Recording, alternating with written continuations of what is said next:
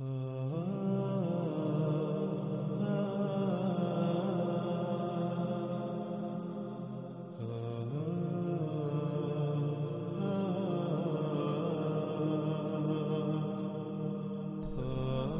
ناظرین، وہ تمام کے تمام انسان جو کھیتی باڑی سے تعلق رکھتے ہیں، جو کسان ہیں، وہ غور کریں کہ کیا انہوں نے دجال کو اپنا رب نہیں بنایا ہوا؟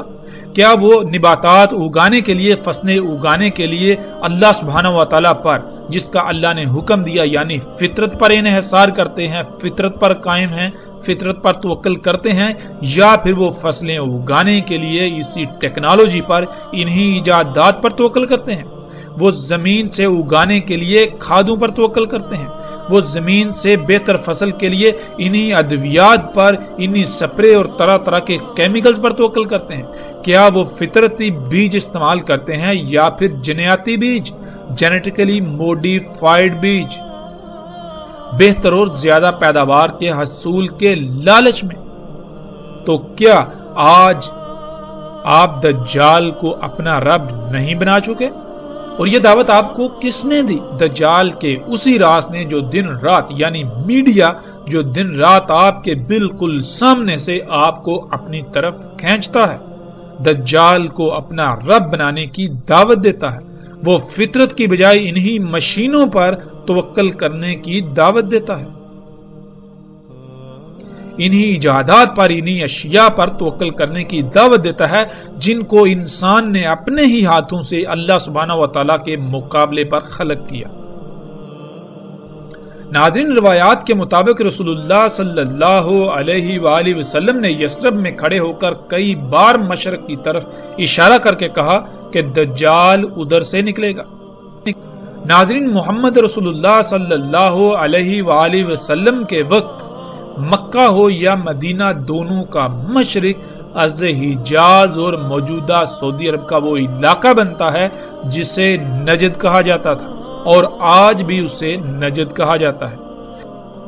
لیکن حیران کن اور چونکا دینے والی بات یہ ہے کہ عمرا یعنی حکمرانوں کے پالتو علماء جو ان کی خواہش پر حلال اور حرام کا تعین کرتے ہیں، انہوں نے اپنے تراجم و تفاسیر میں یثرب، جسے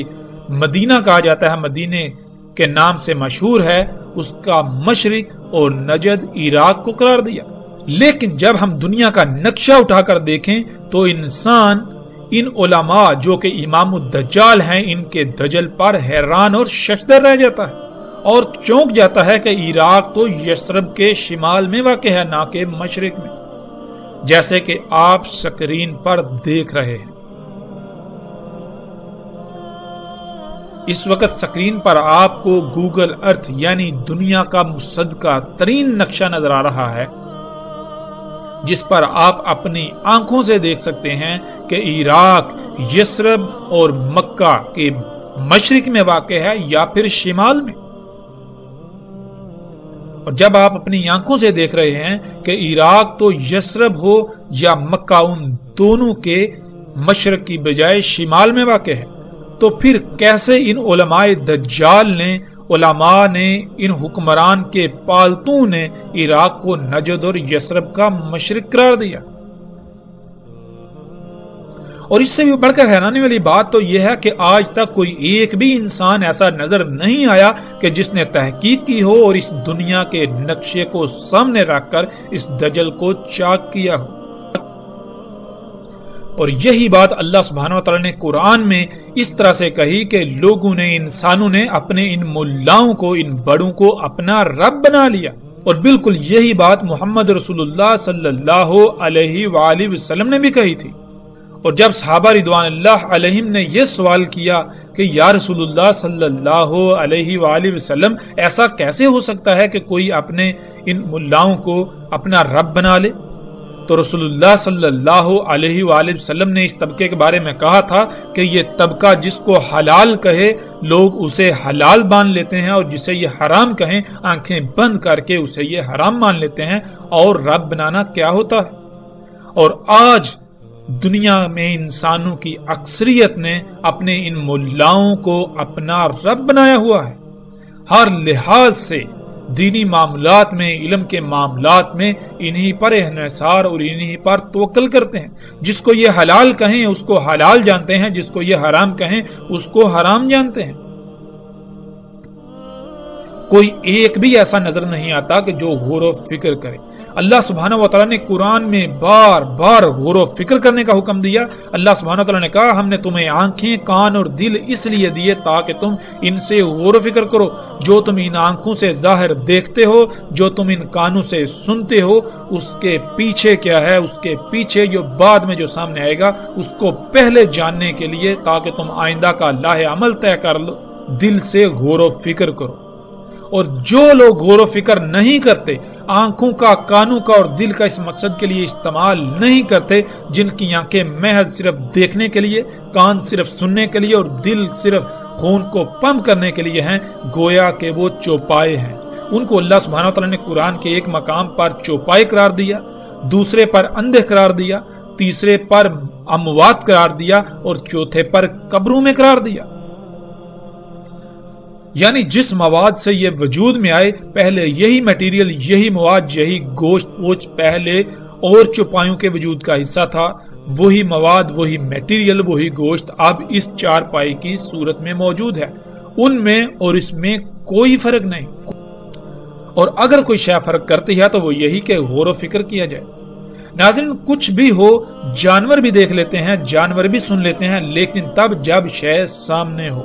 سامنے آنے سے پہلے جانور نہیں دیکھ سکتے، جانور نہیں سن سکتے، وہ سامنے آنے کے ہی محتاج ہیں۔ اور اگر انسان بھی تب ہی کسی شے کو دیکھے، تب ہی کسی شے کو سنے جب وہ سامنے آئے، تو ان میں اور انسانوں میں کیا فرق رہ جاتا ہے؟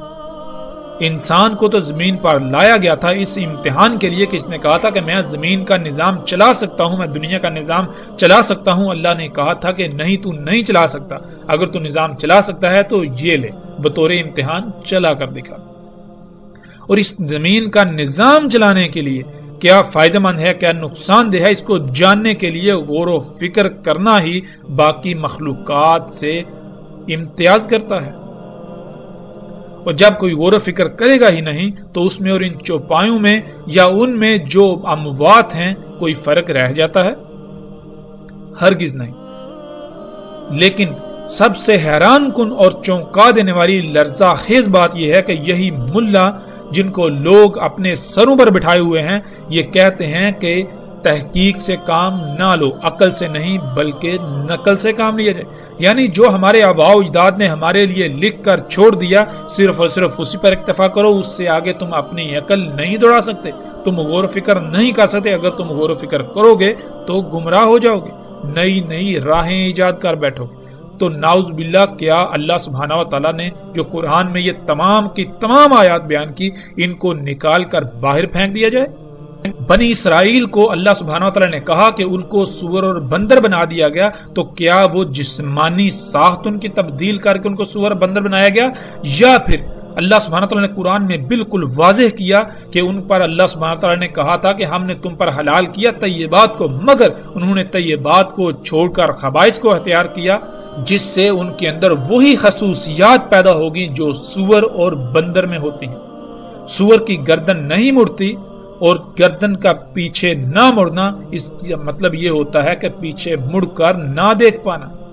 اور پیچھے مڑ کر نہ دیکھ پانا تدبر نہ ہونے کی علامت کہلاتا ہے کہ آپ نے جو پیچھے کیا آپ اس میں غور و فکر کریں اور آگے بڑھیں، تاکہ پیچھے آپ نے جو کیا اس میں جب آپ غور و فکر کریں گے، اگر اس میں کوئی کمی، کوئی کجی، کوئی کوتاہی تھی تو آئندہ آپ اس کو نہیں دہرائیں گے، آئندہ آپ اس سے سیکھتے ہوئے اس سے بچنے کی کوشش کریں گے۔ اسے کہتے ہیں تدبر، جو کہ سور میں نہیں ہوتا۔ اس کے علاوہ سور خبائث کا منبع ہوتا ہے۔ اور بندر جو کہ عقل کی بجائے نقل سے ہی کام لیتا ہے، جو بندر کے سامنے کیا جائے گا بندر وہی کرے گا۔ تو بالکل یہی خصوصیات بنی اسرائیل کے اندر آ گئی تھی، نہ تو ان میں تدبر تھا اور نہ ہی ان میں تحقیق اور غور و فکر کا مادہ موجود تھا۔ وہ جیتے جاگتے انسان تو تھے، لیکن ان کی حیثیت و اہمیت سور و بندر سے بڑھ کر نہیں تھی، اور بالکل آج یہی منظر موجودہ انسانوں میں جب غور و فکر کیا جائے تو نظر آتا ہے۔ ناظرین، ہم پلٹتے ہیں واپس اپنے موضوع کی جانب۔ ناظرین جیسے جیسے ہم آگے بڑھیں گے تو آگے رسول اللہ صلی اللہ علیہ وآلہ وسلم کے ایسے الفاظ بھی آئیں گے جن میں رسول اللہ صلی اللہ علیہ وسلم نے یہ کہا تھا۔ روایات کے مطابق رسول اللہ صلی اللہ علیہ وآلہ وسلم نے یثرب میں کھڑے ہو کر کئی بار مشرق کی طرف اشارہ کر کے کہا کہ دجال ادھر سے نکلے گا۔ مکہ ہو یا مدینہ دونوں کا مشرق ارض حجاز اور موجودہ سعودی عرب کا وہ علاقہ بنتا ہے جسے نجد کہا جاتا تھا اور آج بھی نجد کہا جاتا ہے۔ ناظرین جیسے جیسے ہم آگے بڑھیں گے تو آگے ایسی روایات آئیں گی جن میں رسول اللہ صلی اللہ علیہ وآلہ وسلم کے ایسے الفاظ ملیں گے کہ رسول اللہ صلی اللہ علیہ وسلم نے کہا کہ دجال اس زمین سے نکلے گا جس میں اگانے کی صلاحیت رکھنے والے، زمین کو اگانے پر مجبور کرنے والے عناصر یعنی کھادیں اور کیمیکلز وغیرہ ڈالے جائیں گے۔ اس زمین سے جو نکلے گا یعنی جو نباتات نکلیں گی وہ دجال ہوگا۔ جو فصل ایسی زمین اگائے گی وہ فصل دجال ہوگی، یعنی کھاد اور کیمیکل سے اگائی جانے والی فصلوں کا ظاہری پہلو تو بہت زبردست اور دل لبا دینے والا ہوگا، لیکن اس کا دوسرا باطنی پہلو بیماریوں، خامیوں، نقائص سے بھرپور ہوگا، اور یہی تو دجال ہے۔ یعنی انسان ان فصلوں کو جو کہ بہت زیادہ تعداد میں بہت دل لبا دینے والی ہوں گی انہیں اپنے لیے مسیح، اپنے لیے فائدہ مند سمجھیں گے، مگر حقیقت یہ ہوگی کہ ان فصلوں کو کھانے والے انسانوں میں طرح طرح کی بیماریاں اور طرح طرح کی مصیبتوں کا انہیں سامنا کرنا پڑے گا۔ انسان کے جسم میں اللہ سبحانہ تعالیٰ کا قائم کردہ توازن بگڑ جائے گا۔ ظاہر ہے جب اللہ سبحانہ تعالیٰ نے اس جسم کو خلق کیا تو اللہ سبحانہ تعالیٰ ہی کو علم ہے کہ اس جسم میں تمام کے تمام مخلوقات کی ضروریات کیا ہیں، ان کی ضروریات کا معیار اور مقدار کیا ہے۔ تو جب تک ہم اللہ سبحانہ وتعالیٰ پر ہی توکل کریں گے تو تب تک ہمارے جسم کا توازن برقرار رہے گا، اور جب ہم اس پر توکل کریں گے جسے یہ علم ہی نہیں کہ اس جسم کو کیسے خلق کیا گیا، جس جسم کی پیچیدگیوں کے بارے میں علم ہی نہیں رکھتا، تو لا محالہ ہم اس جسم میں قائم توازن کو بگاڑ دیں گے جسے ہم بیماریوں کا نام دیتے ہیں۔ تو ناظرین آج حیران کن طور پر یثرب جسے مدینہ کہا جاتا ہے یا مکہ، ان دونوں کا مشرق جس کی طرف محمد رسول اللہ صلی اللہ علیہ وآلہ وسلم نے اشارہ کر کے کہا تھا کہ ادھر سے دجال نکلے گا، تو ان دونوں کا مشرق اس وقت اور موجودہ نجد کا خطہ بنتا ہے جسے آپ سکرین پر دیکھ رہے ہیں۔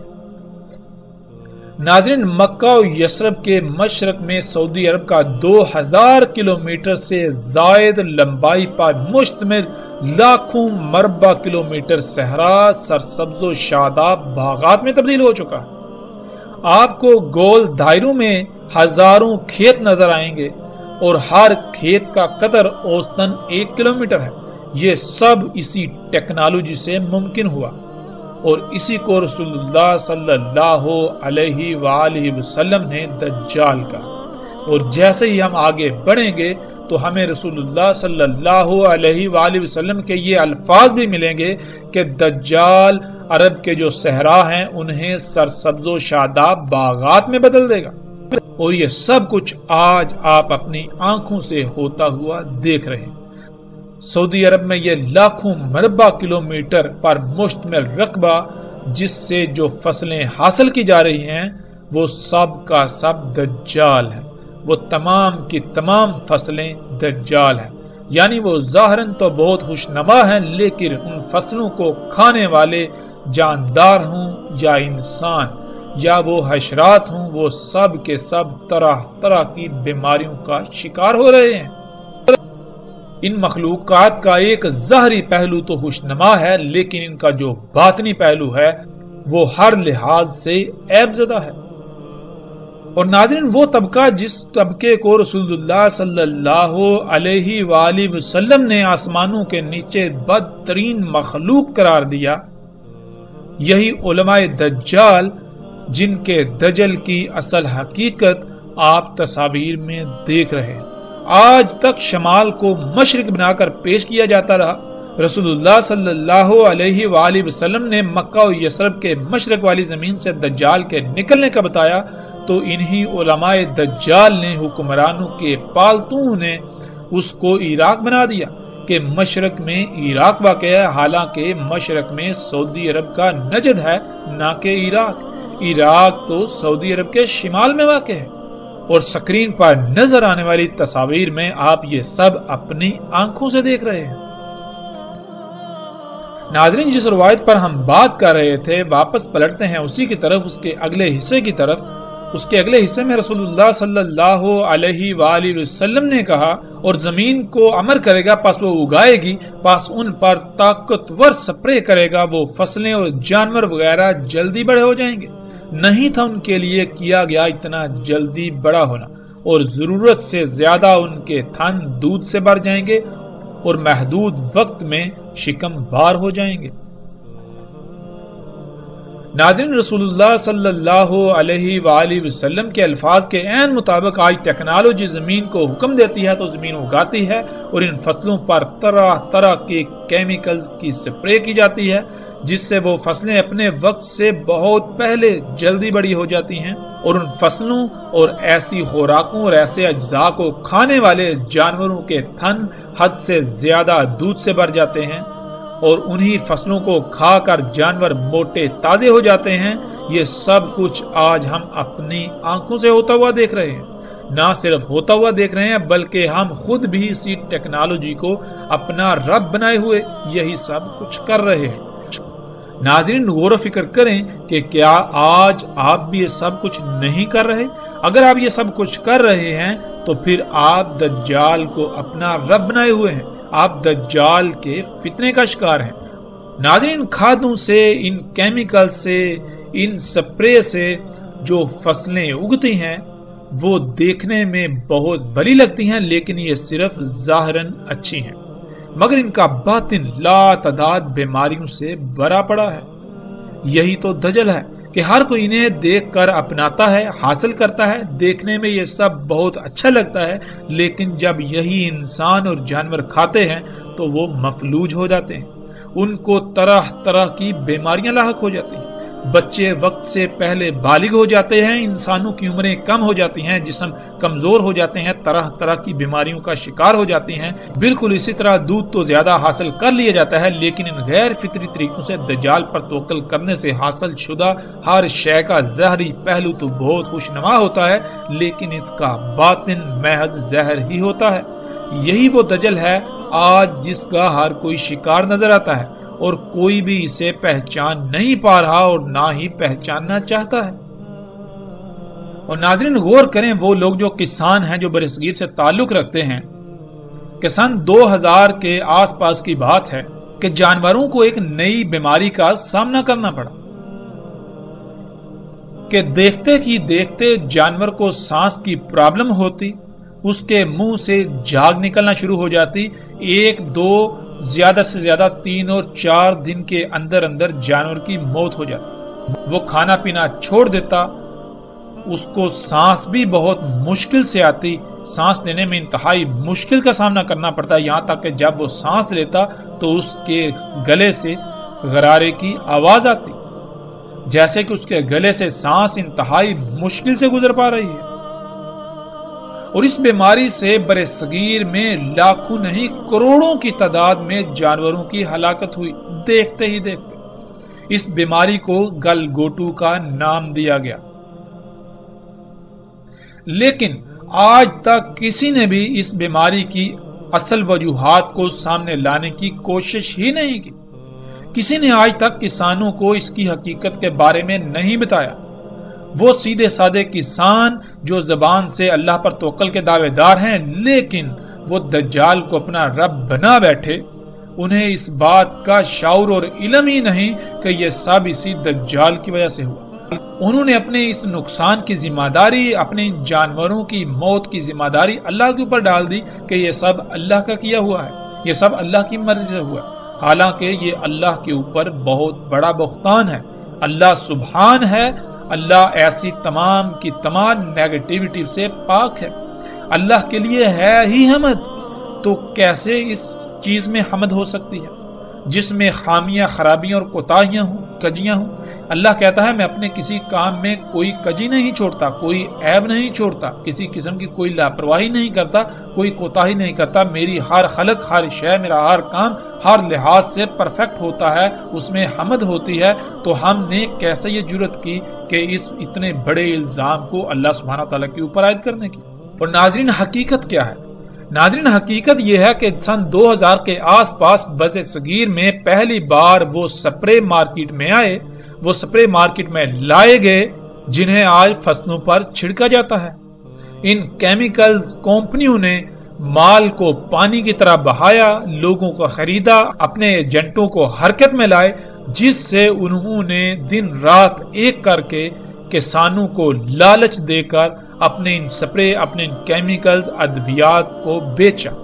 جب کسانوں نے ان ادویات کا، ان کیمیکلز کا بذریعہ سپرے اپنی فصلوں پر استعمال کیا تو فضا زہر آلود ہو گئی۔ وہ زہر آلود فضا سب سے زیادہ جانوروں پر اثر انداز ہوئی۔ دیکھتے ہی دیکھتے لاکھوں نہیں کروڑوں کی تعداد میں جانوروں کی اموات ہونا شروع ہوئی۔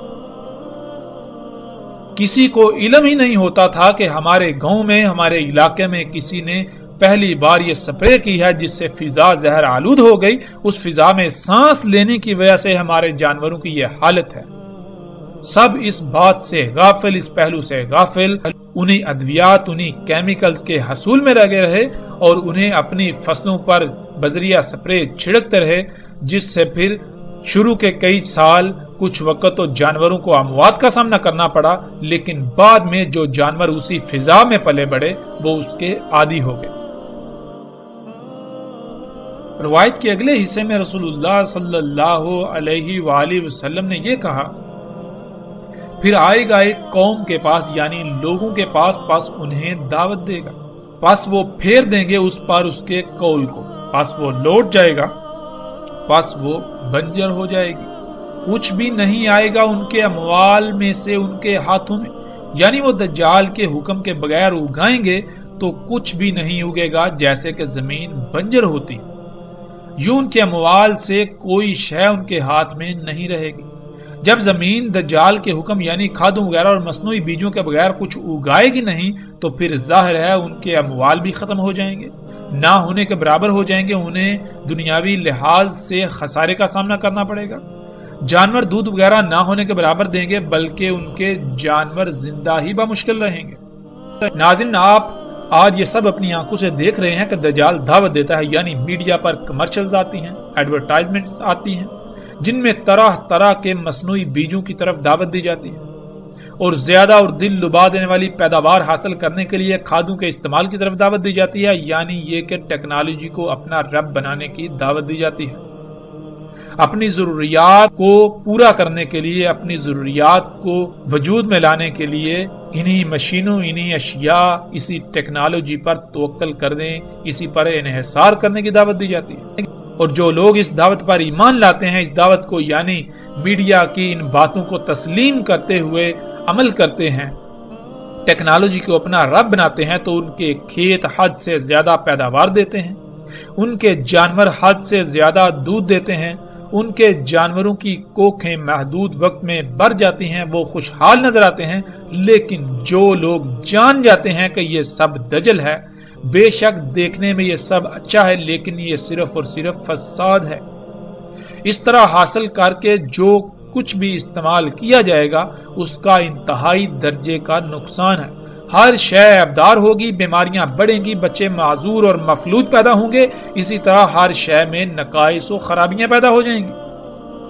تو وہ لوگ ٹیکنالوجی کو رب بنانے کے بجائے فطرت پر انحصار کرتے ہوئے جب قدرتی بیج استعمال کرتے ہیں اور کھادوں کے بغیر، اس ٹیکنالوجی کے بغیر اگاتے ہیں، بارشوں پر انحصار کرتے ہیں، تو نتیجہ یہ نکلتا ہے کہ گویا ان کی زمین بنجر ہے، کچھ بھی نہیں اگتا، اور پھر ایسے حالات میں دنیا جہنم سے کم نہیں رہ جاتی۔ ایسے حالات میں پھر ثابت قدم رہنا انتہائی مشکل ہو جاتا ہے، اور اسی کا رسول اللہ صلی اللہ علیہ وآلہ وسلم نے حکم دیا تھا کہ اے اللہ کے غلاموں، یعنی اے وہ لوگوں جو اس وقت، اس دوران اللہ کی غلامی کر رہے ہوگے، ڈٹے رہنا، اللہ کی غلامی پر ثابت رہنا۔ یہ حقیقتاً ایسا فتنہ ہے کہ اس سے عظیم فتنہ کوئی اور ہو ہی نہیں سکتا۔ آج ہم اپنی آنکھوں سے دیکھ رہے ہیں کہ اکثریت نے دجال یعنی ٹیکنالوجی کو اپنا رب بنایا ہوا ہے۔ پھر اسی روایت کے اگلے حصے میں رسول اللہ صلی اللہ علیہ وآلہ وسلم نے کہا اور امر کرے گا اس سے یعنی زمین کو اپنے ان آلات کے ذریعے جن آلات سے زمین کو پھاڑا جاتا ہے، زمین میں سوراخ نکالے جاتے ہیں، زمین کو کھودا جاتا ہے، ایسے آلات سے زمین کو پھاڑے گا، اس میں سوراخ کرے گا زمین کی گہرائیوں سے کچھ نکالنے کے لیے، ان آلات کے ساتھ زمین کو پھاڑے گا، اسے کھوکھلا کرے گا، کمزور کرے گا، پس کہا جائے گا اس کو یعنی زمین کو نکال اپنے خزانے، پس اس سے یعنی ان آلات کی مدد سے ان آلات کے پیچھے زمین اپنے خزانے ایسے نکال دے گی جیسے کھجور کی شاخیں۔ ناظرین، اسی ٹیکنالوجی کی مدد سے آج زمین کو پھاڑا جاتا ہے، یعنی زمین کو یہ امر کیا جاتا ہے کہ تو اپنے خزانے باہر نکال، اپنی وہ قیمتی ترین اشیاء جو تو نے اپنے اندر چھپا کر رکھی ہوئی ہیں ان کو باہر نکال۔ انہی مشینوں سے آج زمین کو پھاڑا جاتا ہے، اسے کھوکھلا کیا جاتا ہے۔ زمین کے خزانے اسی ٹیکنالوجی کے پیچھے بالکل اسی طرح نکلتے ہیں جیسے کہ کھجور کی شاخیں ہوں۔ ناظرین، سب سے پہلے کھجور کی شاخوں کو دیکھیں اور اس کے بعد رسول اللہ صلی اللہ علیہ وآلہ وسلم کے الفاظ کو ذہن میں رکھتے ہوئے تصاویر کو دیکھیں تو آپ چونک جائیں گے کہ کیسے رسول اللہ صلی اللہ علیہ وآلہ وسلم نے ہر لحاظ سے اور ہر پہلو سے انتہائی باریک بینی سے دجال کے بارے میں آگاہ کر دیا، لیکن کوئی بھی نہیں جو سمجھنے کی کوشش کر رہا ہو۔ آپ سکرین پر نظر آنے والی یہ تصاویر دیکھ رہے ہیں کہ بالکل کھجور کی شاخوں کی طرح زمین کو پھاڑا جاتا ہے اور اس کے خزانے یعنی اس کی قیمتی ترین شے جسے آج خام تیل کہا جاتا ہے اس کو باہر نکالا جاتا ہے، اور اس سے پھر پوری دنیا کو انسانوں نے اپنے لیے جنت یعنی آسائشوں، سہولتوں اور آسانیوں سے بری ہوئی جگہ بنا دیا۔ لیکن یہ جنت حقیقت میں نہ صرف دنیا میں بھی جہنم ہے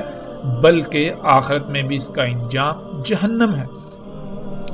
دنیا میں کوئی بھی اس کو جہنم کہنے کو تیار ہی نہیں، اس کے باوجود کہ پوری دنیا کو ہر طرح کے سخت ترین حالات اور ہلاکتوں کا سامنا ہے، وہ سب اسی کی وجہ سے۔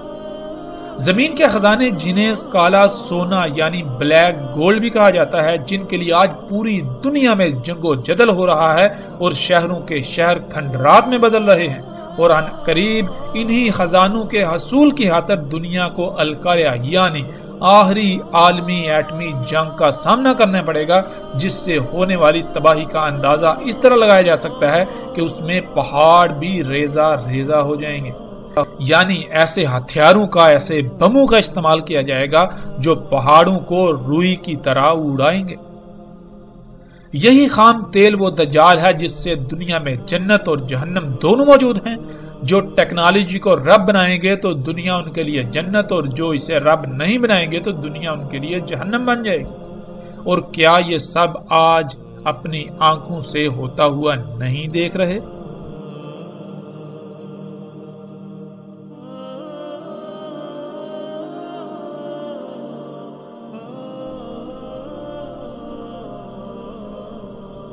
بلا شک و شبہ آج ہم یہ سب اپنی آنکھوں سے ہوتا ہوا دیکھ رہے ہیں۔ اس کے باوجود اگر ہم حقائق سے آنکھیں چرانا چاہتے ہیں، آنکھیں بند کر کے انہی طرح طرح کی کہانیوں کو سننا چاہتے ہیں، انہی کو تسلیم کرنا چاہتے ہیں، محظوظ ہونا چاہتے ہیں، تو فیصلہ ہمارے ہاتھ میں۔ ہم چاہیں تو آنکھوں نظر آتا حق اسے تسلیم کریں اور عملاً میدان میں اتریں، اور اگر چاہیں تو ہم حق سے آنکھیں بند کر کے دین کو قصے و کہانیوں کا نام دیتے ہوئے انہی قصے و کہانیوں سے محظوظ ہوتے رہیں اور اس طبقے کو جو اپنے کو علماء کہلاتا ہے اسے سر پر بٹھائے ہوئے اس کو اپنا رب بنائے رہیں۔ رسول اللہ صلی اللہ علیہ وآلہ وسلم نے کہا، دجال نکلے گا زمین سے مشرق سے، کہا جائے گا اسے خراسان، یعنی مشرق میں خراسان نامی زمین کے ساتھ جو علاقہ ہوگا، جو خطے ہوں گے، وہاں سے دجال نکلے گا۔ اس کی اتباع کرنے والی اقوام کے چہرے چپٹے ہوں گے، تہ دار۔ ناظرین، رسول اللہ صلی اللہ علیہ وآلہ وسلم کے الفاظ کے عین مطابق آج خراسان کی زمین کے ساتھ جو علاقے ہیں جنہیں چین، جاپان اور تائیوان وغیرہ کہا جاتا ہے، وہی دجال یعنی ٹیکنالوجی تیار ہو کر نکل رہی ہے، اور اس کی اتباع یعنی اس کے پیچھے، ان ایجادات، اس دجال کے پیچھے جو اقوام ہیں وہ بالکل وہی قومیں ہیں جن کے چہرے چپٹے ہیں، جیسا کہ سکرین پر نظر آنے والی تصاویر میں آپ دیکھ سکتے ہیں۔ اور آج ٹیکنالوجی کا ایک بڑا حصہ یہیں سے تیار ہو کر پوری دنیا میں پھیلتا ہے۔ یہ دجال یہیں اسی خطے میں تیار ہوتا ہے اور پھر یہیں سے پوری دنیا میں جاتا ہے۔ یہ طرح طرح کی ایجادات، یہ مشینیں، یہ انسان کے اپنے ہی ہاتھوں سے خلق کردہ اللہ کے مقابلے پر اشیاء، یہ یہیں پر خلق ہوتی ہیں، اور ان کے پیچھے یہی قومیں جن کے چہرے چپٹے ہیں جیسے کہ تہ دار ہوں۔ ناظرین، بغیر کسی شک و شبے کے آج دنیا کے مشرق سے یہ ٹیکنالوجی نکل رہی ہے، اور وہ قومیں اس دجل کی اتباع میں اسے خلق کر رہی ہیں، جس کی نشاندہی محمد رسول اللہ صلی اللہ علیہ وآلہ وسلم نے آج سے 14 صدیاں پہلے ہی کر دی تھی۔ دنیا کے مشرق میں چین، تائیوان، جاپان وغیرہ ہیں، اور انہی ممالک سے ٹیکنالوجی وجود میں آ کر پوری دنیا میں پھیلتی ہے، خواہ وہ گاڑیاں ہوں، الیکٹرانکس کا سامان ہو، یا آج کے دور میں جنہیں ہم مصنوعات کا نام دیتے ہیں، سب کا سب آج انہی ممالک بالخصوص چین میں خلق کیا جا رہا ہے، اور ان لوگوں کے چہرے بھی بالکل رسول اللہ صلی اللہ علیہ وآلہ وسلم کے بتائے ہوئے الفاظ کے عین مطابق چپٹے ہیں، اور اسی طرح ان کی ناکیں بھی چپٹی ہیں۔ پوری دنیا میں جو فصلیں اگائی جا رہی ہیں ان کے بیج بھی یہیں پر تیار کیے جا رہے ہیں، یہیں پر خلق کیے جا رہے ہیں، بیجوں میں یہیں پر مداخلت کی جا رہی ہے۔ یہی چپٹے چہروں والی قومیں اس سب کے پیچھے، اس سب کو کر رہی ہے۔ رسول اللہ صلی اللہ علیہ وآلہ وسلم نے کہا کہ اس میں کچھ شک نہیں، وہ یعنی دجال شام اور عراق کے درمیان خالی جگہ سے، یعنی جہاں آبادی وغیرہ کچھ بھی نہیں، خالی میدانی یا صحرائی علاقے ہیں، وہاں سے نکلے گا۔ ناظرین، پیچھے بھی سرحد سے گزر چکا اور آگے بھی آئے گا کہ زمین کا خون یعنی زمین سے نکلنے والا خام تیل دجال ہے۔ اسی سے دنیا جنت اور جہنم بنی ہوئی ہے، اور خام تیل بالکل انہی مقامات سے نکل رہا ہے جہاں سے رسول اللہ صلی اللہ علیہ وآلہ وسلم نے کہا، یعنی شام اور عراق کے درمیان خالی جگہوں سے، جو کہ صحرائی علاقے ہیں، میدانی علاقے ہیں، اور سکرین پر نظر آنے والی تصاویر میں آپ دیکھ سکتے ہیں۔ رسول اللہ صلی اللہ علیہ وآلہ وسلم نے کہا، اس میں کچھ شک نہیں، وہ یعنی دجال شام کے سمندر میں ہے یا یمن کے سمندر میں، نہیں بلکہ مشرق کی سمت سے، نہیں وہ مشرق کی طرف سے، نہیں وہ مشرق کی طرف سے، اور اپنے ہاتھ سے مشرق کی طرف اشارہ کیا۔ ناظرین، آج اگر ہم بحر شام کو دیکھیں تو وہاں ٹیکنالوجی سے لیس گدھے بحر شام میں کھڑے ہیں، اور بحر یمن میں بھی، جہاں سے دجال یعنی یہ ٹیکنالوجی مومنوں پر حملہ آور ہے۔ اور جیسا کہ پیچھے گزر چکا، دجال یعنی ٹیکنالوجی مشرق سے ہی نکل رہی ہے، روایت کا ایک ایک لفظ اس بات پر پورا اترتا ہے۔ رسول اللہ صلی اللہ علیہ وآلہ وسلم کا یہ فرمانا کہ وہ بحر شام میں ہے، پھر یمن میں کہنا اور پھر یہ کہنا کہ نہیں بلکہ مشرق سے نکلے گا، اس کا مطلب ہرگز یہ نہیں ہے کہ رسول اللہ صلی اللہ علیہ وآلہ وسلم خود ہی ایک بات کر کے اس کی تردید کر رہے ہیں، بلکہ یہ وقت پر منحصر ہے کہ ایک وقت میں ایک جگہ سے نکل رہا ہے، پھر دوسرے وقت میں دوسری جگہ سے، اسی طرح کسی تیسری جگہ سے۔ عربی کا اسلوب ہی یہی ہے کہ جب ایسا معاملہ ہو تو بات ایسے ہی کی جاتی ہے۔ اور آج حیران کن طور پر جن جن جگہوں کی رسول اللہ صلی اللہ علیہ وآلہ وسلم نے نشاندہی کی، وہیں ان جگہوں سے یہ دجال نکل رہا ہے، یہ سب کچھ نکل رہا ہے۔ وہ تمام کی تمام اشیاء جنہیں انسان اپنے لیے مسیحا سمجھتا ہے، لیکن حقیقتاً وہ مسیحا نہیں، حقیقتاً وہ یہ دجل ہے۔ پوری دنیا کو تباہیوں ہلاکتوں کا اسی کی وجہ سے سامنا کرنا پڑ رہا ہے، پوری دنیا میں اسی کی وجہ سے فساد ہے۔ رسول اللہ صلی اللہ علیہ وآلہ وسلم نے کہا بلکہ وہ عراق کے سمندر میں ہے، نکلنے کے وقت نکلے گا، اس خطے سے، اس علاقے سے کہا جائے گا اس کو اصبہان۔ رسول اللہ صلی اللہ علیہ وآلہ وسلم نے کہا دجال نکلے گا عراق سے۔ ناظرین، روایات میں ان مقامات کے علاوہ بھی کچھ مقامات کا ذکر آیا ہے، اور جن مقامات کا ذکر آیا ہے بالکل انہی مقامات سے آج خام تیل نکل رہا ہے، جس سے دنیا آج جنت اور جہنم کا منظر پیش کر رہی ہے۔ اسی خام تیل سے تمام کے تمام مصنوعات بن رہی ہیں، اور اسی خام تیل سے آگ و بارود بن رہا ہے۔ جو اس ٹیکنالوجی کو یعنی دجال پر ایمان لاتے ہیں ان کے لیے دنیا جنت بن چکی ہے، اور جو اس پر ایمان نہیں لاتے بلکہ اللہ کو اپنا رب بناتے ہیں یعنی فطرت پر توکل کرتے ہیں، تو ان کے لیے اس دنیا میں کچھ بھی نہیں سوائے آگ و بارود کے، سوائے سختیوں کے، سوائے طرح طرح کی آزمائشوں کے۔ یہی دجال ہے اور یہی اس کی جنت و جہنم، یہی اس کی جنت و آگ۔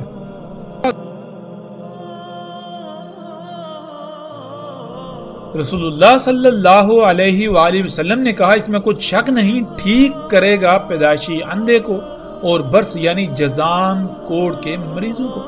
اور حیات دے گا موت کو، اور کہے گا انسانوں کو میں تمہارا رب ہوں، یعنی اپنی تمام کی تمام ضروریات کو پورا کرنے کے لیے مجھ پر ہی توکل کرو، مجھ پر ہی انحصار کرو۔ پس جس نے کہا تو میرا رب ہے، یعنی جس نے اسے اپنا رب بنایا، جس نے اپنی ضروریات کو پورا کرنے کے لیے اس پر توکل کیا، پس تحقیق یعنی بلا شک و شبہ کوئی دو رائے نہیں کہ وہ فتنے میں پڑا۔ اور جس نے کہا کہ اللہ میرا رب ہے، یعنی جس نے اپنے آپ کو فطرت پر قائم کیا، جس نے اپنی ضروریات کو پورا کرنے کے لیے فطرت پر انحصار کیا یہاں تک کہ اس کی اسی پر موت ہوئی، پس تحقیق یعنی بلا شک و شبہ یہ بات طے شدہ ہے کہ وہ بچا لیا گیا دجال کے فتنے سے، اور نہ ہی اس کے بعد اس پر کوئی فتنہ ہوگا اور نہ عذاب۔ پس رہے گا زمین میں، یعنی دجال زمین میں رہے گا جتنا اس کا رہنا اللہ کے قانون میں ہے، اور زمین پر رہنا اس کا اللہ کے قانون میں کتنا ہے، جب تک کہ عیسیٰ ابن مریم علیہ السلام نہ آ جائیں۔ پھر آئیں گے عیسیٰ ابن مریم علیہ السلام مغرب سے پہلے، یعنی امت محمد کے یوم کے بالکل آخر میں، سات کے بالکل قریب، تصدیق کریں گے محمد علیہ السلام کی ایک ایک بات کی انہی کی کہی ہوئی باتوں سے، یعنی محمد علیہ السلام نے اپنی موجودگی کے وقت جس سے بھی متنبہ کیا، جو ہدایات و رہنمائی کی، جسے دجال کہا،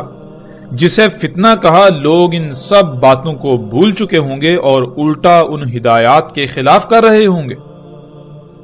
جس کو محمد علیہ السلام نے دجال کہا تھا، الٹا لوگ اسے مسیحا تسلیم کر چکے ہوں گے، اور انہیں اس بات کا شعور تک بھی نہیں ہوگا۔ دجال کو وہ اپنا رب بنا چکے ہوں گے، ہر وہ عمل کر رہے ہوں گے، ایسے ایسے اعمال انجام دے رہے ہوں گے جس سے محمد علیہ السلام نے روکا تھا۔ تو ایسی صورت میں واحد ایک ہی ایسی شخصیت ہوگی جو محمد علیہ السلام کی ایک ایک بات کی انہی کے کہے ہوئے الفاظ سے تصدیق کرے گی کہ جسے تم اپنے لیے مسیحا سمجھتے ہو اسے محمد علیہ السلام نے دجال کہا تھا۔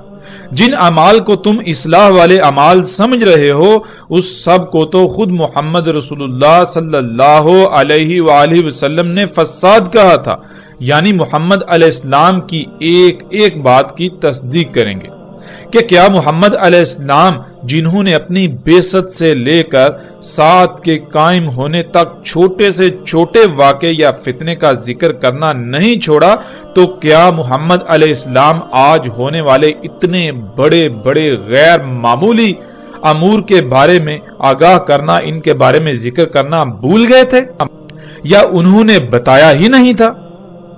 یہ غیر معمولی مشینیں، انسان کا انہی مشینوں کے ذریعے بادلوں کا برسانا، انہی مشینوں کے ذریعے پہاڑوں کو کاٹ کاٹ کر رستے بنانا، کئی کئی کلومیٹر لمبی غیر معمولی سرنگیں نکالنا، سینکڑوں کی تعداد میں انسانوں کا ایک ہی مشین پر سوار ہو کر فضا میں انتہائی تیز رفتاری سے سفر کرنا، ہر کام کا غیر معمولی حد تک تیز رفتاری کے ساتھ انجام پانا، انہی مشینوں کے ذریعے غیر معمولی درکار قوت کے حامل امور کو ایسے انجام دینا کہ جیسے خود بخود ہو رہے ہوں،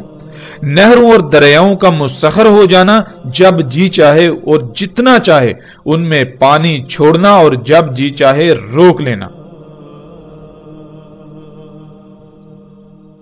زمین سے اپنی مرضی کے مطابق غیر معمولی طور پر کم وقت میں اور کئی گنا زیادہ فصلیں اگانا، ہر طرح کی فصلیں جو سال میں کسی مخصوص خطے اور مخصوص موسم و آب و ہوا میں ایک ہی بار اگتی تھی انہیں پورے سال میں کہیں بھی اور کسی بھی موسم میں اگانا، یہاں تک کہ ایسے ایسے غیر معمولی امور انجام پا رہے ہیں، اور وہ سب کچھ آج ہو رہا ہے کہ اگر کوئی چند صدیاں پہلے کا شخص اس دنیا میں واپس آئے تو اسے یہ یقین ہی نہیں ہوگا کہ وہ اسی دنیا میں واپس آیا ہے جہاں وہ پہلے تھا،